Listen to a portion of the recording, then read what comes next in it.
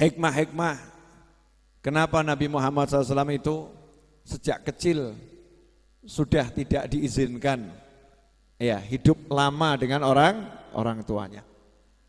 Hikmahnya apa? Yang menarik, kita ini kalau dengar biografi, ya biografi orang kaya, kita belajar biografinya detail, perjuangannya biar jadi orang kaya, betul. Kalau kita dengar biografi pemimpin yang menjadi seorang pemimpin handal, maka kita akan senang mempelajarinya. Kalau kita dengar biografi fulan, kita senang untuk belajar karena pengen bisa niru. Tapi terhadap manusia yang sudah jelas menurut langit dan bumi, manusia yang paling utama, manusia yang paling mulia, manusia yang paling hebat, manusia yang tiada tara, yaitu baginda Muhammad sallallahu alaihi wasallam, manusia yang sukses di dalam bidang apapun, dalam semua bidang. Kenapa kita kurang tertarik untuk mempelajari? Karena ada setan di situ, saudara-saudara. Setan gak mau kita belajar Nabi Muhammad SAW. Karena kalau kita belajar Nabi Muhammad SAW, maka dalam bidang apapun kita akan sukses.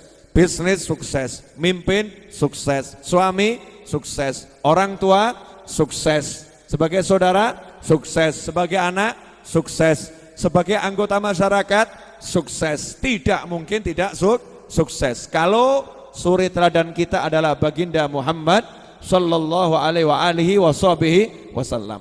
Makanya selama 3 bulan ini, dari mulai bulan Safar kita awali, Rabiul Awal dan nanti Rabiul Tsani, kita akan betul-betul belajar walaupun tidak mungkin tuntas bagaimana perjalanan hidup baginda Muhammad sallallahu alaihi wasallam agar kita bisa jadi manusia yang sukses dalam arti yang sebenarnya.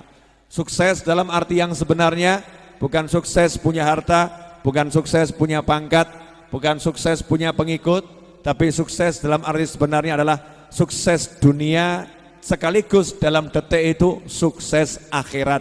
Artinya kondisinya apapun punya pangkat di sisi Allah Subhanahu wa ta'ala. Itu artinya sukses yang sebenar-benarnya.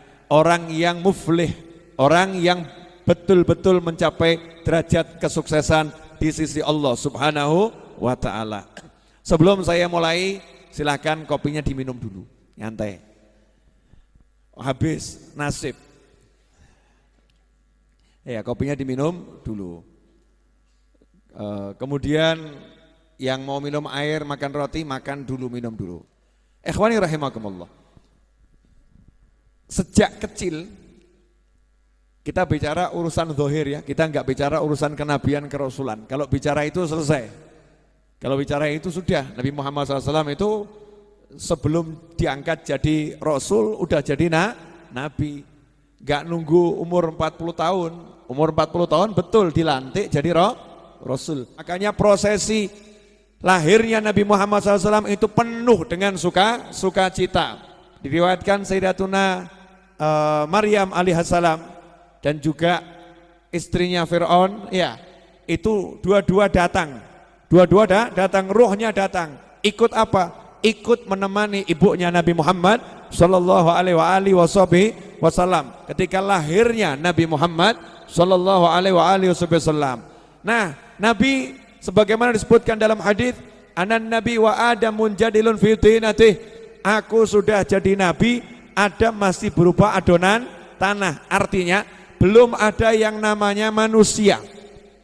Karena manusia itu kesatuan antara roh dan jasad. Kalau cuman roh namanya roh. Kalau cuman jasad namanya mayat. Ya namanya mayat. Kalau jasad ada rohnya namanya manusia. Nah, ketika Nabi Adam alaihissalam masih berupa adonan tanah, artinya apa? Rohnya belum ditiupkan, rohnya belum dimasukkan ke dalam jasad Nabi Adam alaihissalam. Artinya apa? Belum ada manusia. Rasul telah bersabda SAW, anan nabi wa adamun jadilun fi tinatih. Aku sudah jadi nabi, Adam masih berupa adonan tanah. Ikhwani rahimakumullah. Terus lahir Nabi Muhammad SAW. Saat lahir ayahnya sudah meninggal. Sekarang kita bayangkan perasaan ibunya kira-kira bagaimana ya. Ketika hamil terus suaminya pergi, ya suaminya pergi untuk berdagang kurma ke Madinah. Yang pulang itu bukan jasadnya, tapi yang pulang hanya beritanya, suamimu meninggal dan dimakamkan di Madinah. Bayangkan Bu wanita hamil anak pertama, senang-senangnya manten baru. Ya temanten baru. Kemudian suaminya pergi untuk apa? Cari nafkah. Pergi untuk cari nafkah. Ditunggu di rumah. Berita yang datang bukan berita pulangnya suami bawa keuntungan, tapi yang datang adalah berita wafatnya kekasih tercinta, yaitu Sayyidina Abdullah, ayah Nabi Muhammad sallallahu alaihi wasallam. Tentunya itu sangat berat, bukan hal yang ringan. Kemudian lahir Nabi Muhammad SAW. Ada yang menarik, orang-orang Arab di masa itu, di Mekah, itu punya kebiasaan tidak mau menyusui anaknya sendiri. Ya, tidak mau menyusui anaknya sendiri. 2 tahun pertama anak harus disusukan pada orang desa. Bukan karena enggak cinta sama anaknya, justru karena sangat cinta sama anaknya tidak disusui sendiri. Kenapa seperti itu? Karena orang-orang Arab di masa itu paham bahwasanya di kota Mekah telah terjadi yang namanya polusi tingkat tinggi. Polusi akidah, polusi pemikiran, polusi budaya, polusi manusia, dan polusi makanan. Makanannya sudah tidak sehat, junk food saudara-saudara. Makanannya junk food. Bukan seperti orang desa sayur, mayur, buah-buahan, kambing. Kambingnya pun kalau di desa makannya rumput. Kalau di kota kambingnya makannya enggak jelas. Di kota kambingnya makannya enggak jelas. Makanya orang Arab yang di Mekah saat itu tidak mau anaknya tumbuh dalam keadaan yang enggak bagus. Karena anak itu baik tidak baik ditentukan di awalnya. Terutama 2 tahun pertama, itu saat anak aktif belajar membaca kehidupan di sekitarnya dengan melihat, ya dengan melihat. Kemudian organ-organ tumbuhnya, otaknya, semua itu tumbuh dari 2 tahun pertama. ASI-nya itu, minumannya ini, asupan makanannya ini kira-kira bersih atau tidak? Asupan makannya baik atau tidak? Kemudian udaranya jernih atau polusi. Kemudian yang dilihat di sekitarnya, genah atau enggak genah, rusak atau enggak rusak. Saat itu orang Arab Mekah sepakat, Mekah tidak layak untuk bayi. Mekah tidak layak untuk bayi. Makanya kalau punya anak langsung dikirim ke desa. Kira-kira kondisi Mekah saat itu sama sekarang mirip atau beda? Mirip. Bahkan sekarang lebih parah. Ini yang harus jadi akidah umat Islam. Zaman Nabi itu zaman terbaik. Jadi kamu jangan merasa zamanmu lebih baik. Zaman kita ini bejat-bejatnya zaman dibandingkan zaman terdahulu. Walaupun orang baik sangat banyak. Ngeri. Wong saya baca, Masya Allah, saya tuh nggak pengen baca berita. Tapi kalau buka Google tuh beritanya muncul sendiri. Sekarang ada isu aneh-aneh, laki-laki pakai jilbab. Namanya apa itu? Apa? Sembuh pokoknya gue ya. Laki-laki pakai jilbab. Ya wajahnya memang cantik. Kan untuk membuktikannya perlu diplotrokkan dulu. Dan tidak mungkin tuh ya. Tidak mungkin dilakukan. Masuk ke toilet wanita, masuk di musola, tempatnya kaum wanita. Katanya seperti itu. Ya saya enggak menangi, saya laki-laki. Saya laki-laki enggak menangi ya. Nah kalau ada perempuan masuk ke tempat laki-laki, keuntungan untuk Anda semua. Gitu, ngawur kamu. Enggak seperti itu. Artinya zaman sekarang ini kan muncul aneh-aneh, macam-macam. Baca berita di medsos, terkait berita itu benar 100% atau 99% atau 70%, tapi beritanya aneh-aneh. Istri bakar suami dan anaknya, Masya Allah, ya ketangkap sama Pak Polisi, ya ketemu itu, terbukti akhirnya, diobong, dia dibunuh. Istri bunuh suami, caranya macam-macam. Di berita zaman sekarang, tapi zaman sekarang ini bejatnya luar biasa. Nah kira-kira anak kita hidup di zaman sekarang ini aman atau ngeri? Jujur mawon, aman atau ngeri? Ngeri, benar-benar ngeri. Karena dunia itu sekarang di genggaman, dunia di genggaman. Lihat YouTube, lihat internet, kelihatan semuanya. Makanya kalau kita enggak membentengi anak-anak kita dan keluarga kita dengan benteng yang benar, wassalam, selesai. Ya selesai. Ikhwani rahimakumullah. Dulu belum ada YouTube, dulu belum ada Instagram, dulu belum ada WhatsApp, dulu belum ada internet, bahkan belum ada handphone. Orang Arab Mekah sudah khawatir sama anak-anaknya, khawatir sama anak-anaknya. Sekarang itu orang Arab Mekah belum dapat Nabi Muhammad SAW, ya, belum ada Islam, sudah khawatir anaknya rusak, khawatir anaknya enggak sehat, khawatir anaknya terkena ideologi yang enggak benar, khawatir anaknya kena budaya-budaya yang enggak beres. Maka dititipkan anaknya di desa, minimal 2 tahun. Kenapa dititipkan di desa? Orang desa enggak didatangi sama orang-orang kota. Sebab kota Mekah itu pusat perdagangan. Semua orang dari berbagai bangsa kumpul di situ. Orang desa masih asli, makanannya masih asli, minumannya masih susu segar, kambingnya juga normal, makannya rumput dan makan hijau-hijauan. Bahasanya masih asli, bahasa daerah Arab asli, belum kecampuran bahasa macam-macam. Kalau kita seperti yang saya jelaskan, bahasa kita ini Indonesia udah nggak jelas kan? Masa, hey bro, ini apa ada dalam bahasa Indonesia? Nggak ada. Ya, hai bro nggak ada. Gimana mas bro? Ini udah bahasa Indonesia yang kecampur macam-macam. Bahasa Jawa, Masya Allah. Jawa kita ini kromo inggil sama ngoko kelas berat campur jadi satu. Monggo dilek. Masya Allah. Ya, monggo dilek. Ali, duduk. Ya, nis. Kasihkan nis. Monggo dilek. Ya, monggo dilek. Ini kira-kira bahasa bagus atau bahasa kurang bagus? Bagus. Bahasa hati. Tapi salah pengucapan. Maksudnya akrab.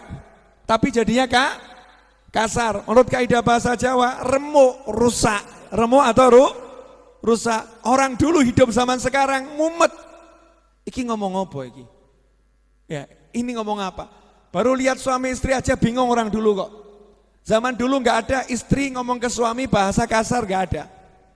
Monggo diunjuk Kang Mas. Dulu saiki ombenen. Betul. Rusak bahasanya.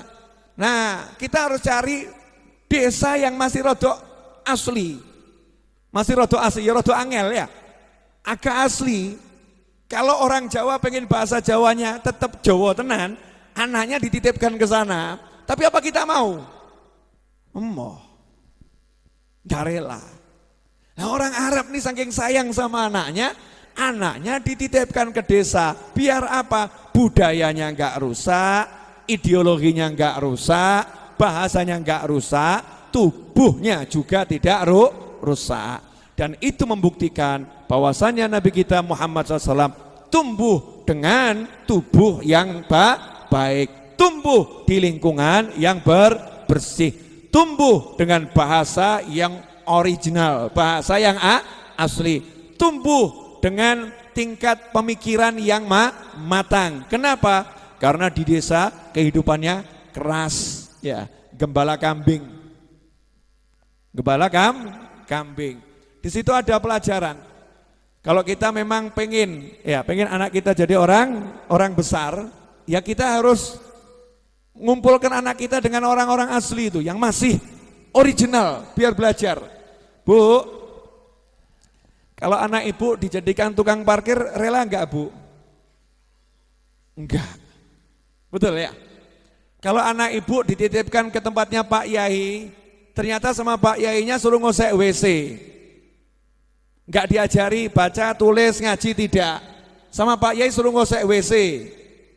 Untuk yang enggak paham bahasa Jawa, ngosek WC itu membersihkan toilet. Tapi enggak enak ya, ngosek WC itu enak. Membersihkan toilet, enak atau enggak enak? Kurang. Ngosek WC itu ada rasanya, membersihkan toilet, terlampau lembut. Ngosek WC, nanya apa?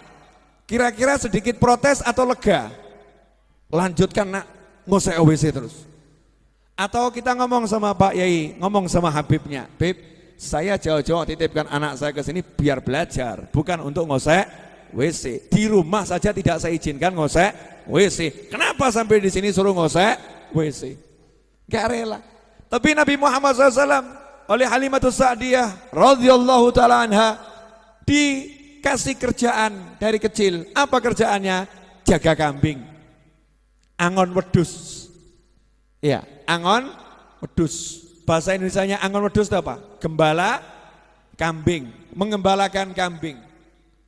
Dibawa ke sana kambingnya, makan kambingnya, ya siapkan minum kambingnya. Pokoknya kambing betul-betul disenangkan. Itu di zaman Nabi masih kecil.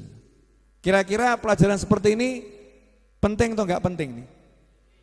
Penting atau enggak penting? Penting ya. Nah, kita harus tahu apa hikmahnya. Kenapa Nabi Muhammad SAW waktu kecil dikasih kerjaan gembala kambing?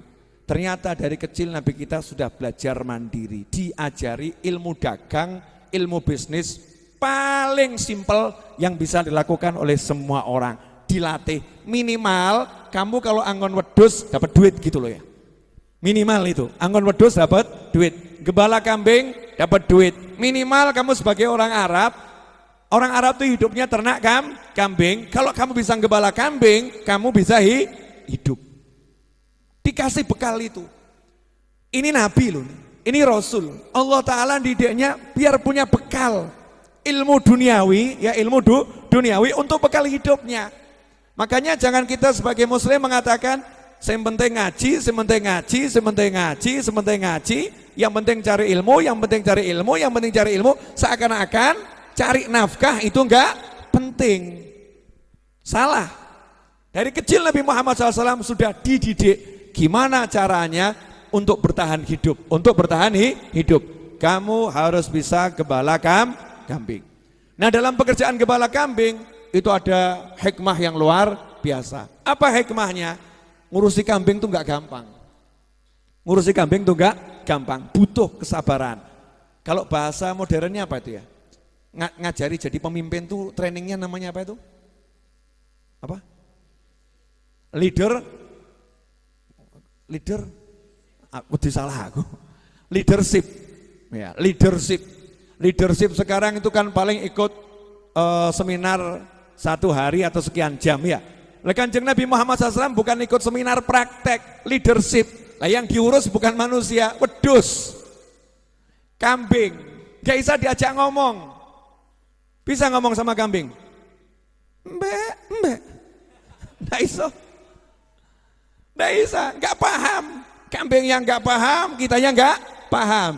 Maka kamu harus bisa membuat kambing itu paham sama kamu, dan kamu harus paham sama kambing. Artinya apa? Betul-betul mempelajari gimana ya ini ya perasaan si kambing ini ya. Gimana ini yang diinginkan sama kambing? Belajar memahami kambing yang tidak bisa ngomong.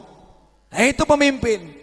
Pemimpin itu harus bisa mendengar suara orang lain walaupun orang itu tidak bisa bersuara. Itu baru namanya pemimpin. Nabi Muhammad SAW buktikan itu dalam hidupnya. Istrinya gak pernah ngomong, tapi Nabi paham kalau istrinya lagi kurang enak hati. Masih ingat cerita saya toh? Nabi Muhammad SAW ngomong sama Aisyah radhiyallahu taala anha, ummahatul mukminin. Wahai Aisyah, aku tahu loh kalau kamu lagi nggak enak hati.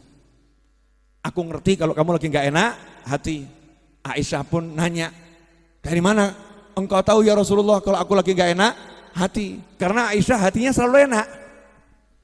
Hatinya selalu enak, tapi maksudnya nggak enak hati bukan hatinya nggak enak, paham ya? Ini bahasa Indonesia. Bahasa Arab itu susah diterjemahkan dengan bahasa Indonesia. Hatinya selalu enak, sikapnya baik, tapi ada perubahan hati. Rasul paham kalau hati istrinya lagi berubah. Nanyalah Aisyah radhiyallahu anha kepada Nabi Muhammad SAW, dari mana engkau tahu ya Rasulullah kalau hatiku lagi berubah? Jawabannya sederhana, dari doamu. Doa yang mana? Kamu kalau lagi hatimu berubah, doamu itu selalu menyebut nabi-nabi yang lain. Ya Allah Tuhannya Nabi Musa, ya Allah Tuhannya Nabi Isa, ya Allah Tuhannya Nabi Nuh. Kamu gak pernah bilang ya Allah Tuhannya Muhammad, gak kamu sebut aku.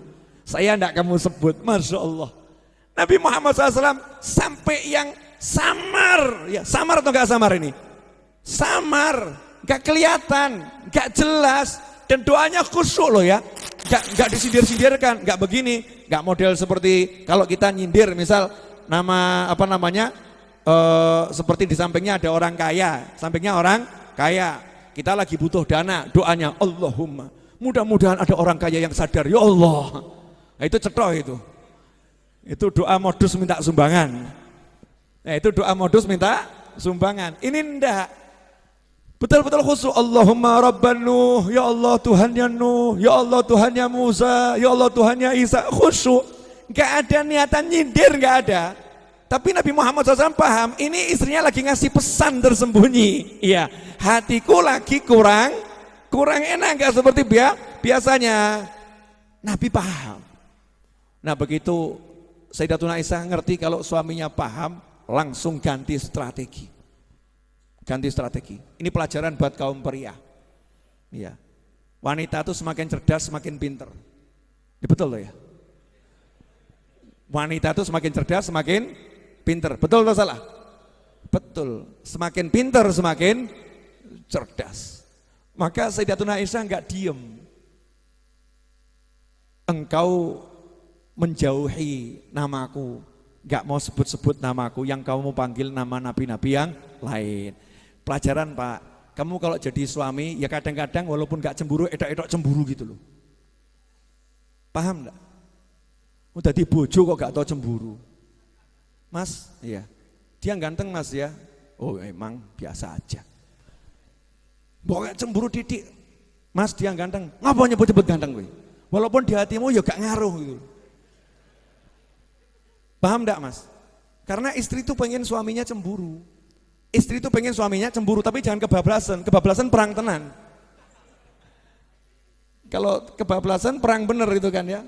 Pura-pura cemburu demi menyenangkan hati istri itu fadilahnya luar biasa. Walaupun cemburu itu harus, jangan sampai nggak punya cemburu. Nabi Muhammad SAW ngomong sama Aisyah, tuh kamu jauhi nama saya, nama nabi lain yang sebut. Kanjeng Nabi cemburu loh, nama nabi lain kamu sebut aku enggak.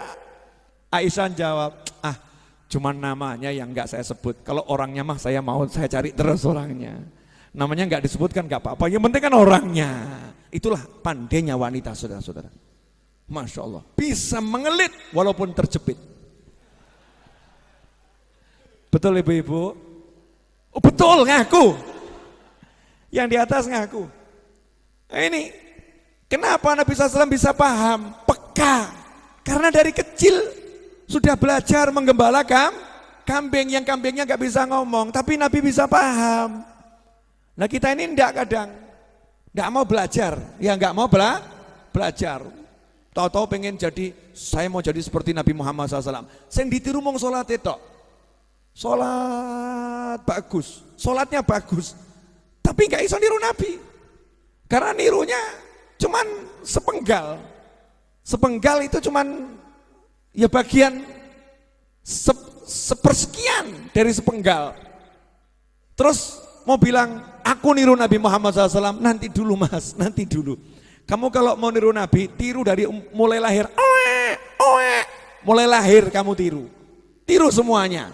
Bagaimana Nabi Muhammad SAW dari kecil, ternyata Rasul dari kecil sudah dipilihkan lingkungan yang baik oleh orang tuanya. Maka kamu jangan sekali-kali menganggap orang tua Nabi gak punya perhatian pada anaknya, gak mudeng anaknya. Ini orang tua yang luar biasa.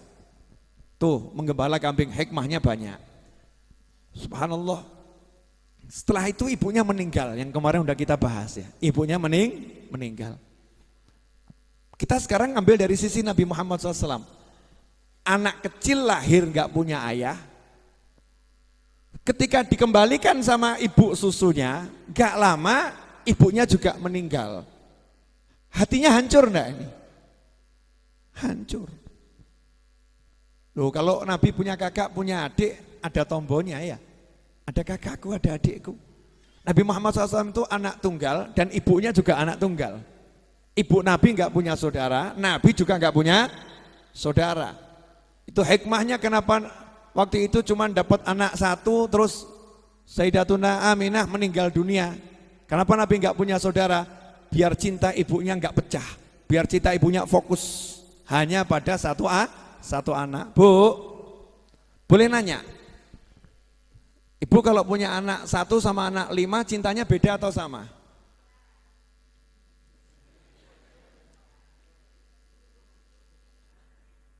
Saya yakin ibu mencintai kelima anak ibu, betul?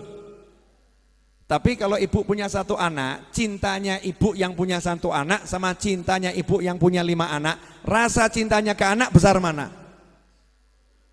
Satu, betul kan ya? Satu-satunya anakku. Ini satu-satunya anakku, enggak ada yang lain. Allah Ta'ala menjadikan Nabi Muhammad SAW mendapatkan cinta yang utuh dari ibunya, cinta yang utuh.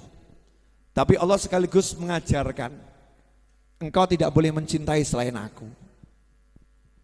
Engkau enggak boleh mencintai selain aku. Kendati ibumu sangat mencintaimu, tapi engkau hanya boleh mencintai aku. Maka semua orang yang memberikan cintanya pada Nabi Muhammad SAW dengan cinta yang luar biasa, kalau kita lihat dalam sejarah, beliau-beliau itu dipanggil oleh Allah Ta'ala. Semuanya.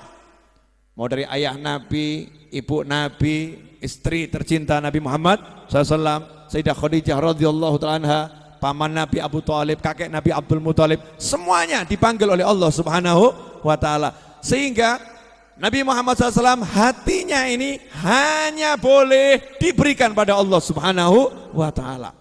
Oh, Nabi dari lahir hatinya untuk Allah. Cuman kan kita butuh pelajaran, butuh suri teladan, butuh yang namanya uswatun hasanah. Sebagai manusia, Rasul bisa dicontoh. Di situ ada pesan buat kita. Kalau kamu pengen orang-orang di sekitarmu aman, jangan terlampau kamu cintai. Dah, itu pelajaran. Bu, ini agak mahal tuh. Perlu dijelaskan atau biar gini saja? Jelaskan, Bu. Ibu tahu kenapa yang mau disembelih Nabi Ismail bukan Nabi Ishak? Karena Nabi Ismail itu anak yang paling dicintai oleh Nabi Ibrahim alaihissalam.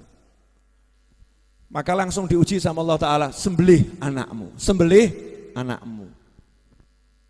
Ibu tahu, bapak tahu, hadirin tahu, kenapa yang dibuang itu Nabi Yusuf, bukan saudara-saudaranya. Karena Nabi Yusuf yang paling dicintai oleh ayahnya, langsung dibuang oleh Allah Subhanahu wa Ta'ala. Lewat proses tentunya secara syar'i, secara manusiawinya gimana gitu ya. Kemudian ibu tahu kenapa Nabi Adam alaihissalam dipisahkan dari Siti Hawa? Karena Nabi Adam dan Siti Hawa saling mencintai luar biasa. Maka kedua-duanya dipisah oleh Allah Subhanahu wa Ta'ala. Hadirin tahu kenapa semua itu terjadi? Karena Tuhan kita maha pencemburu, ghairatullah syadid. Allah maha pencemburu, Allah tidak mau diduakan. Maka tidak ada dosa ya, yang lebih berat dari dosa orang yang menduakan dan meninggalkan Allah Subhanahu wa Ta'ala. Kalau ibu-ibu tidak mau diduakan, ya itu udah rasanya seperti itu. Allah subhanahu wa ta'ala tidak mau diduakan, la syarikalah, gak ada partner dalam menyembah Allah subhanahu wa ta'ala, hanya Allah, qul huwallahu ahad. Makanya kalau kita hatinya condong pada selain Allah, kecondongan kita itu akan jadi ujian yang luar biasa. Maka pesan Nabi Muhammad SAW, ahbib habibak haunamma, cintai orang yang kamu cintai atau sesuatu yang kamu cintai, ojo banget-banget, pol tapi ojo banget-banget. Piye yo, pol ojo banget-banget. Artinya apa? Jangan kamu cintai karena kamu mencintainya, cintai dia karena Allah Ta'ala, harus karena Allah. Begitu enggak karena Allah, selesai, khatam, tamat, remuk. Boleh ngasih contoh? Siapa yang di sini cari duit agak susah, angkat tangan. Ayo jujur. Saya enggak ngomong susah, agak susah aja, agak susah. Angkat tangan. Nih, Anis jujur, Ali jujur. Yang lain gak jujur tuh ya, gak jujur. Orang yang cari duit agak susah, itu pasti jawabannya adalah karena terlampau mencintai duit. Selesai.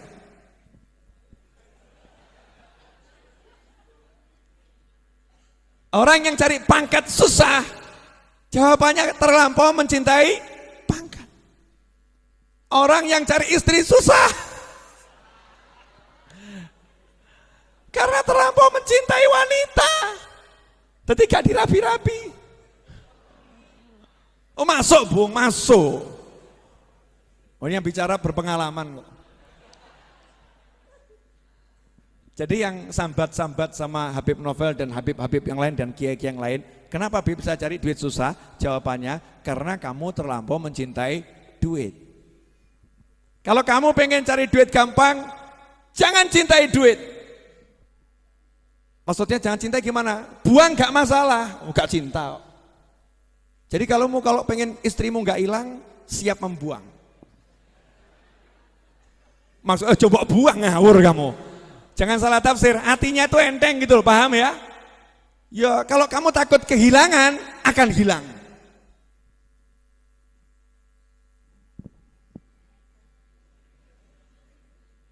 Gak percaya praktek no.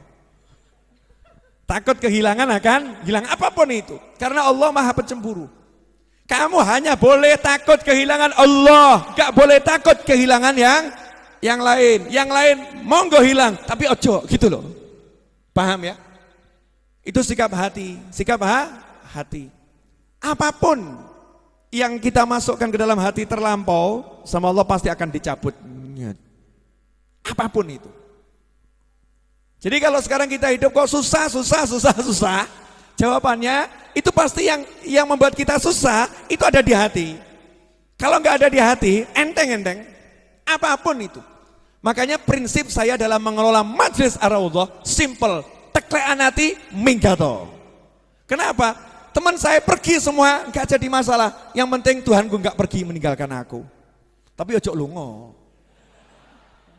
Paham maksudnya kan? Itu sikap hati. Artinya hargai orang, hormati orang, sayangi orang, tapi hati nggak takut kehilangan. Kenapa kamu susah beli motor? Karena kamu takut kehilangan motormu yang ada ini. Coba kalau kamu nggak takut kehilangan, hilang nggak ada masalah. Sama Allah dikasih, kasih dia. Kenapa? Nggak takut kehilangan. Ibunya ngomong, nak, aku pengen umroh, nggak punya duit. Ada bu. Gak ada tuh gak mungkin, ada. Dari mana? Tunggu 10 menit. Keluar, terus balik naik ojol. Ibu nanya, mana motormu? Alhamdulillah, ibu berangkat umroh. Lah motormu mana? Ibu umroh naik motor saya. Keren. Nangis, ibu moga mau entuk pesawat nah. Kan nanggung. Doanya mudah-mudahan dapat pesawat, bukan dapat motor. Amin. Bu, sudah biasa aja bu, jangan lebih bu. Masya Allah. Biasa, gak enak jadi bu, ajak lebih bu. Sudah, insya Allah, amin. Ibu berangkat. Ayo, tak daftar no bu. Masya Allah. Ibunya suruh di rumah, dia yang ting. Bu, selesai, besok berangkat. Tunggu cepet nak. Oh iya, naik motor saya cepet berangkat umrohnya. Gak takut kehilangan. Nah sekarang uang 10.000 aja dipikir 5 hari yo. 10.000 mikirin 5 dino gitu. Takut kehilangan. Ya hidupnya susah. Itu sudah menjadi sunnatullah. Siapa yang kamu masukkan ke dalam hatimu, aku akan cabut dari hatimu. Terus ngeluh apa ya? Bojo. Ini sebetulnya nggak boleh di-share nih. Nanti banyak istri tahu repot. Tapi terlanjur live streaming ya. Kamu kalau takut kehilangan istrimu, hidupmu akan tersiksa dengan istrimu itu. Contoh, bojone nyekel handphone, langsung komen. BA sopo? Ini ciri-ciri orang sakit jiwa tapi nggak sadar. Kamu WA siapa? Enggak WA. Ngapain pegang handphone? Ya cuma pegang. Lah ngapain handphonenya dipegang? Lah ya mau megang. Gak mungkin kamu megang gak ada tujuan. Kenapa megangnya sembunyi-sembunyi? Orang dele-dele gitu. Terang-terangan gak ada. Saking takut kehilangan istrinya. Pasti nanti kamu akan kehilangan istrimu. Sesuai ra kuat bojone moro marang bapake. Pak, apa? Bojoku edan, Pak. Gendeng. Urip kaya ngene karo bojo model ngono iso mati ngadeg, Pak, Pak. Golekno liyane, Pak. Hilang. Karena terlampau takut kehilangan. Lo jalankan syariatnya Allah, jalankan. Ya, jalankan syariatnya Allah. Hukum Allah jalankan. Tapi hatimu enggak begitu. Makanya dalam syariat, kalau jenengan belajar syariat Islam, ya didik aku ya paham, didik. Saya belum paham banget. Yang paham banyak itu Habib Muhammad. Itu belajar hukum Islam banyak. Kalau saya itu tak belajar didik. Nanti biar saya bisa belajar sama yang lain. Itu dalam hukum Islam. Suami yang pergi keluar kota, kalau pulang tidak boleh malam hari. Kalau masuk kota itu malam hari, disuruh di luar kota dulu, masuk rumahnya pagi atau siang hari. Nggak boleh malam hari. Kenapa? Karena nanti takut dibisiki setan, kamu datang malam hari mencurigai istrimu lagi berbuat yang tidak senonoh dengan orang lain di rumahmu. Khawatir ada pemikiran seperti itu. Islam melarang pulang memergoki malam-malam. Surprise, wengi-wengi delalah neng omahe ana tuyul. Manusia nggak jelas ya, geger. Nggak boleh. Artinya harus pulang dengan pikiran yang bersih. Nggak boleh. Cari-cari pengen tahu nggak boleh. Cukup ngandani wa ma alaika illal balagh. Aja lanangan lo ya, aja. Tapi kalau tiap detik aja lanangan lo ya, aja lanangan yo, stres. Ya, stres. Paham Bapak-bapak? Mungkin Anda salah satu pelakunya. Lu maybe itu ya. Anda itu kan bisa yang di sini, bisa yang di rumah atau di alam gaib, wallahu a'lam. Loh ini kan yang hadir bisa manusia, bisa jin, bisa setengah manusia, setengah jin. Setengah manusia, setengah jin. Mungkin ada jin yang kemanusiaan, ada manusia yang kejinan. Wallahu a'lam. Ikhwani rahimakumullah. Boleh dilanjut? Jadi kalau kita perhatikan, semua yang dekat dengan Nabi Muhammad SAW itu diambil oleh Allah Subhanahu wa ta'ala. Pelajarannya apa? Biar Nabi hanya fokus kepada Allah Subhanahu wa ta'ala. Makanya kalau kita pengen, kita belajar dari sini, kita pengen gak kehilangan orang-orang terdekat kita, jangan biarkan orang-orang terdekat kita mengganggu fokusnya kita pada Allah Subhanahu wa ta'ala. Jangan, jadi Allah saja, Allah. Kerjaan kok membuat kita takut, ya takut kehilangan pekerjaan, hilang. Wah, ini nanti hilang. Kamu kalau kerja jangan takut kehilangan pekerjaan, tapi ya coba hilang no. Paham maksud saya kan? Jadi nyantai, jalani pekerjaan sesuai aturan yang berlaku, tapi nggak takut kehilangan. Jadinya enak, hidupnya enaknya luar biasa. Makanya saya belajar banyak dari sejarah Nabi Muhammad SAW yang satu ini. Saya ajari teman-teman saya. Kamu jangan pernah takut kehilangan teman, tapi jangan kamu hilangkan temanmu. Jangan pernah takut kehilangan teman, tapi jangan kamu hilangkan temanmu. Berbuat sebaik mungkin pada semua orang yang berteman sama kamu, tapi kamu jangan takut kehilangan dia. Kalau dia hilang pergi nggak masalah, minta aja sama Allah biar dikembalikan. Biasa-biasa saja. Ojo mbok gondali, ojo hilang, stres awakmu. Nanti hilang akhirnya.